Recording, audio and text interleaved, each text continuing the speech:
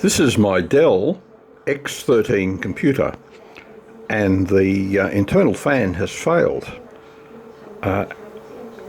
It causes a lot of noise, and it's made the computer completely unusable. So to try and monitor it, I've used this program called the HD monitor, and you can see the temperature on the cores of the computer here. And I'm also using another program which is here. It's called Prime 95, and I can do a torture test and stress test the computer. So what I would do is select stress test and select all,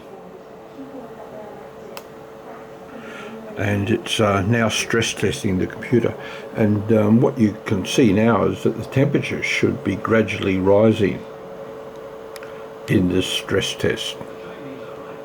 Now what I have done, if you actually look at the computer, we can turn it over,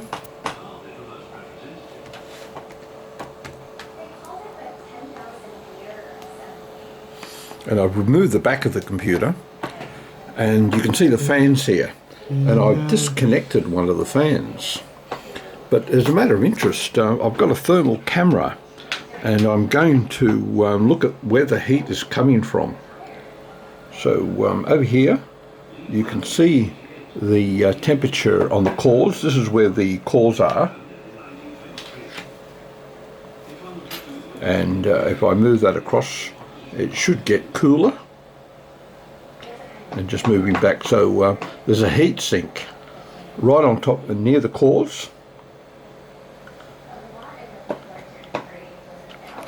and I've also tried to cool the computer with an additional desktop fan. So there are 5 fans in that unit, and just by disconnecting the defective fan, you can see that the other fan is working, but the defective fan, it's disconnected, it's not rotating at all. And you can see how I'm trying to troubleshoot and fix the cooling system and the fan on my Dell X13 computer.